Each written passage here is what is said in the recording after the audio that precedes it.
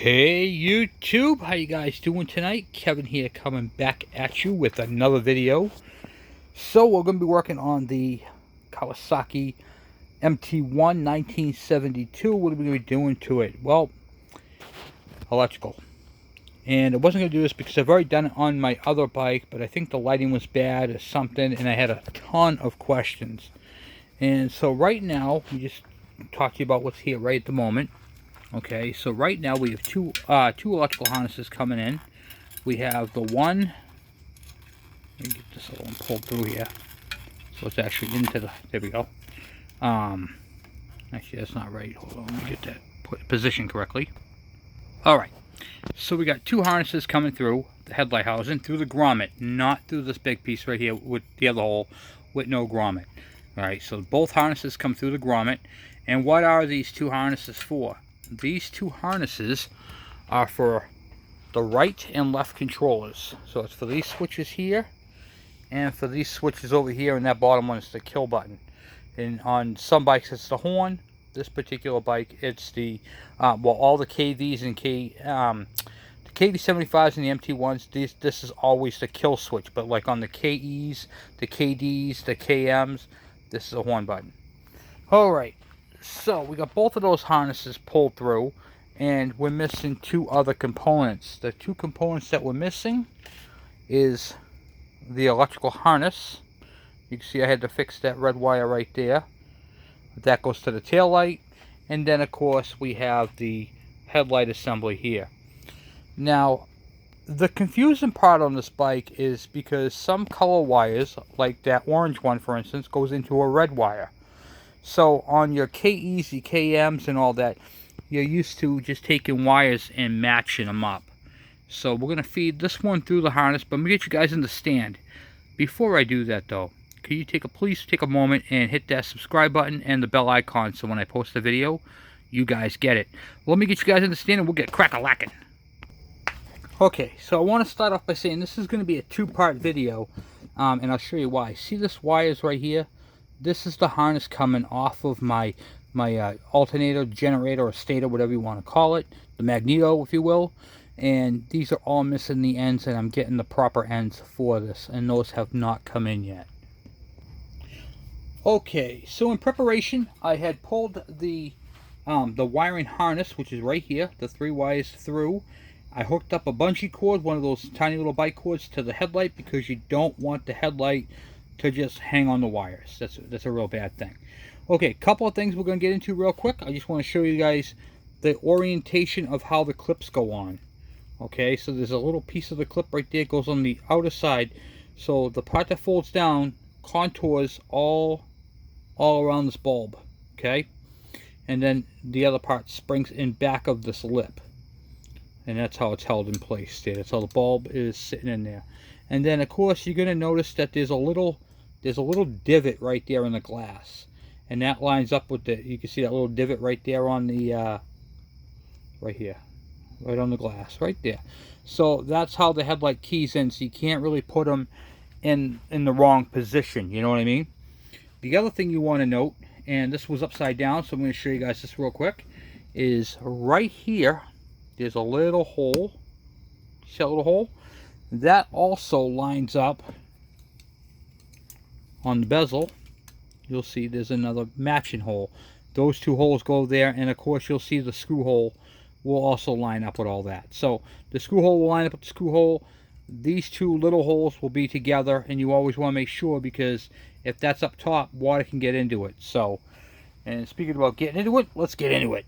Alright, so we're going to wire up the headlight of the bike tonight, and then we'll do the rest of the bike on another day. Alright, so first what I'm using is, if you guys haven't had a chance to get your book, I have a KV75 book here. It does the, what do you call it there? The MT1s, all that happy stuff. And I'm flipping back to page 83, which is the wiring diagram. I'm going to put this up here real quick so you guys can see it. Okay, hold it right there so you guys can see. Okay, alright, so we got that all situated. And then I'm going to talk you through the wiring, and we're going to, well, we're just going to get into it. Okay, sorry if this video is kind of boring. This is more of a technical video than it is, you know, a funny, super awesome video. Alright, so here's your main harness right here. This is your kill switch wire. This is your charge wire. And this wire right here is your, what you call, brake light. Alright, so we're going to start with those right there and then plug in whatever we can as we go. And you can see how there's a blue with a green stripe, a black, a red with a black stripe, and then just a red with a yellow stripe. Alright, and then some of that stuff matches the headlight. So we're going to go from there. Okay? Okay, we're going to start off with the black and yellow wire, which is your ground wire. So if you can look right here, you'll see how it's grounded right there. And it's black with a yellow stripe. That's going to go to the headlight first. And there's two spots right there. Headlight first, black with a yellow stripe. You heard the click. It's good. And then we're going to go, the next one we're going to go with is the red and yellow on the headlight. So if you look on the headlight right here, you got a red wire with a yellow stripe. That is going to go to the red wire with the yellow stripe on the harness, which is this one right here. I'm going to plug them in. Okay, I heard the click. We're good. Then we're going to go on the headlight, red and black, to the red and black on this wire, on the harness, to one side. Okay, and that snaps in like so. So all three wires right now on the headlight are connected. On the main harness here, we're going to take on this other little, from one of the other sides, we're going to take the gray wire right here, and we'll hook it into this gray wire right here.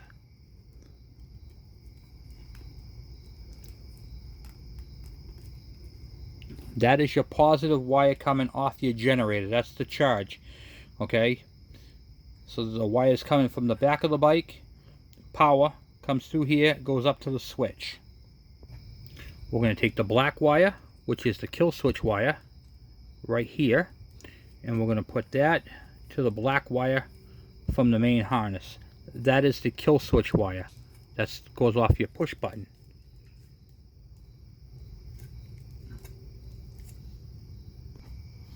Okay, now we're going to take the orange wire right here, and we're going to run, this is the part where it got tricky.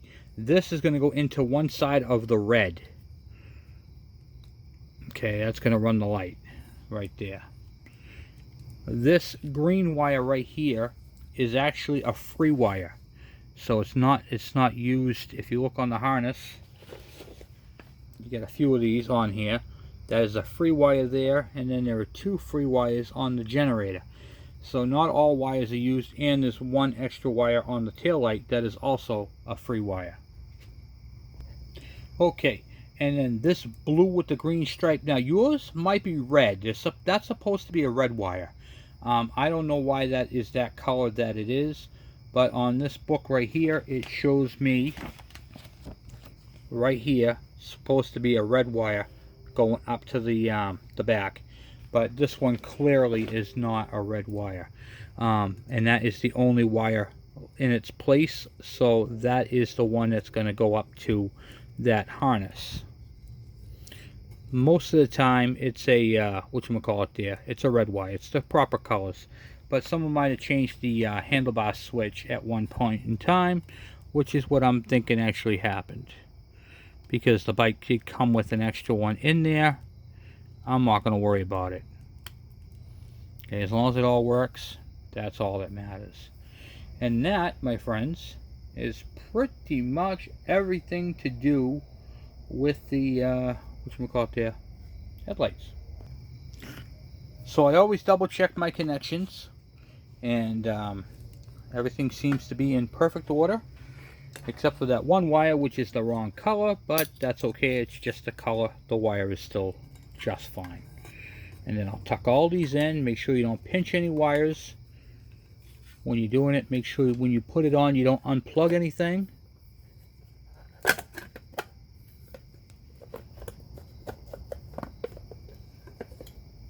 Okay, hooks right on like so. And then I'll put the screw in it, which I have right here, but I don't have a Phillips, so we'll get a Phillips. Tighten down the screw. It's all buttoned up. Headlights on, connected, and looks good. So I know that headlight will work once it's all hooked up to the generator. Okay, so now I took the tank off, and you're looking at the ignition coil right there, which actually ran the bike with no issues, but I know the coil is not right. I can see the way they jerry-rigged it, and it's got a newer style plug boot on it. So we're gonna remove that right from the bike. Once again, there's nothing wrong with it, it works, but the end of it's all torn up. And well, we got ourselves a pretty original bike, so I kind of want to keep it that way. I don't want to hack it up. So let's take a look and see how bad this coil actually is, if it's bad at all. Yeah, so they cut the end of it off, is what they did, and then they wired in. So that's pretty much it right there, with an NGK end on it. So what we are going to do is we're going to replace it with one that has the proper end on it, and go from there. So I have this coil right here. It's got the proper end on it. It's got the boot with the little clamp on the end. So I had these kicking around, so might as well put them to use, right? Get these put on the bike where they go and the way they go on, and go that route.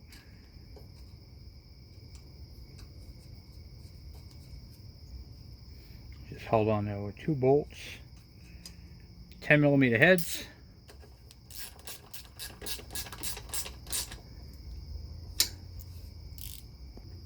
Okay, so now we're going to lay out the wire, the red wire, and see if it'll reach to the tail light, which is back over here.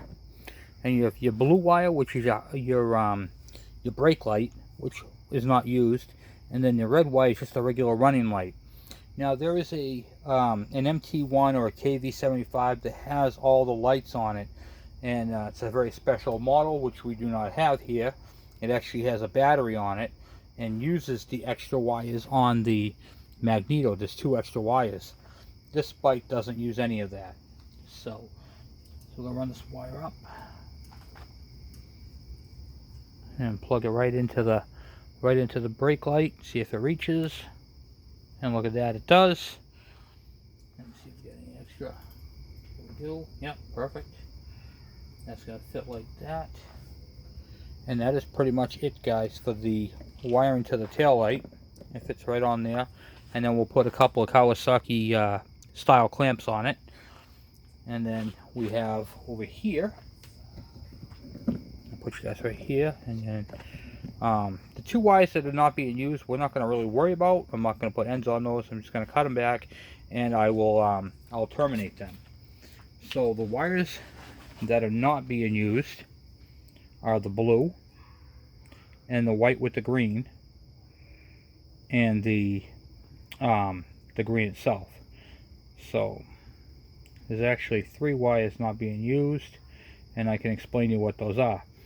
The green wire right here, all right, is that right there is if you had a neutral safety light, and then the other ones are for charging systems and all the directionals, going up to the directionals and all that type of stuff. So we're gonna trim those back real quick and kind of terminate them. Okay, so let me show you guys how I terminate wires. Basically, I cut them in steps: short, medium, and long, and that way they can't make contact with one another. These right here will have 2 connectors on them with heat shrink over the whole thing, so you won't even know. And that's how this is. So this yellow wire is going to hook up to the gray, and this wire right here is going to hook up to the other black, which are 2 right here. So I have to make the harness come up and plug into them. Oh, where are you? Get you guys through. Okay, come up from here and plug into these 2 right here, and then all the controls will work. And that's pretty much it. So what they did was, on this bike, to get this bike running, they had this black wire electrical taped to the wire coming off the coil, which is this one here, and then they had a third wire coming off of it that hung down, and I could you know, touch it to ground and it would kill the motor. And that's how they had that done. But to run these bikes, just to get the bike running, all you have to do is connect this black wire right here to the black wire on the ignition coil, and if you got good points, it'll run. And that's the same with the KDs, the KEs, the KMs. All you literally have to do to get the, if you want to start the bike, you don't have the keys, and you don't have all the electricals all messed up on the bike, and you don't want to mess with any of that, off the magneto, hook it directly to your ignition coil, and that bike will run.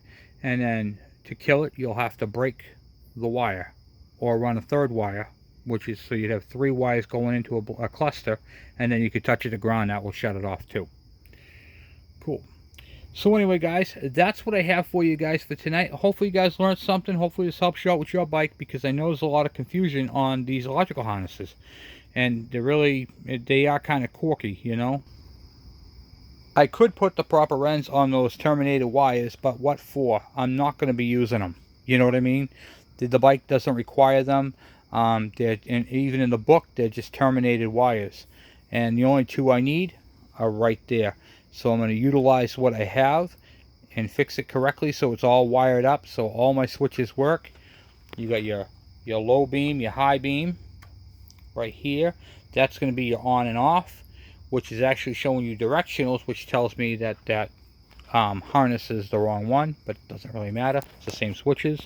And then you have your kill button right here. So I'm pretty happy with that.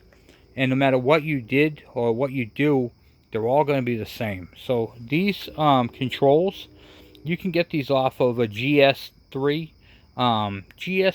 or SS, which is a 90cc or a KH. Same one is found on the MC1s. These switches are a dime a dozen. So I see them on there for stupid money because they came off of an MT1 and a KV75, but they're actually pretty cheap, and you can get them off of many other bikes. So keep that in mind when you're trying to find switches. Earlier ones, 70s, came chrome like this, or aluminum looking, and then 80s, they came black. So real simple to diagnose and know that. So realistically, all that's left with the electrical is to tie those 2 wires in, which I will do on another night, and then of course test everything out, put the fuel tank back on, test it all out. And one more thing I want to show you guys: whenever you do something like this, you always want to turn the handlebars from lock to lock, meaning lock to lock, because you want to make sure that you're not pulling on the wire excessively. Same thing when you do cables. You know, it's just good practice to do that. And I'll put a couple of the what do you call it, the clamps. These are what the clamps look like I was referring to. These are the Kawasaki ones, and they loop right around the frame to the harness, and they are the factory style. They can be cleaned up, so I keep all those. Whenever I strip down a bike, it's good to keep them. If you get these straps, it holds it better, and it looks a lot better than a zip tie, you know. There we go. See what I mean? So I put a clamp on here and a clamp there, and then basically keeps the wiring in check where it needs to go, and everybody's happy, everything is good, everything is awesome. So my wires come down through here, I know where those are, and then make my connections, and bam, this thing's done. And then the reason why I do stuff like this, when I try to find the proper parts, you know, whether it be that little clamp that goes on your spark plug boot, or your little button that goes on the ejector down bottom there. Okay, those are the little details on the bikes that make these bikes what they are. So keep that in mind when you're working on one of these bikes, because those are the things that make the bike, you know. Those are the little things that go, you know, wow, you really paid attention to detail. Try to, you know, do the best you can. The bike's a 72, it's not perfect, so I'm not worried about terminating those wires, you know what I mean. I am going to fix the rear shocks. I have those. That'll be on the next project with this bike. Once I get that all done, this bike is going to be nice. I mean, the brakes work great, it shifts beautiful. The oil that I'm running in this bike is Valvoline, KV75W90 for motor oil. For the transmission, because it's thicker and it helps out with the wear problems with these particular bikes go through. And other than that, she's good. So I can't really complain, you know. Well, I just want to say thank you guys once again for hanging out with me on these awesome adventures. These little things that we do here. It's getting pretty dark out. It was another hot day out today. So I'm going to go inside, relax, have a nice cold drink, and get back to it on another day. So anyway, guys, I am out. Thank you very much for watching. Thank you for subscribing, and I will talk to you guys later. I'm out.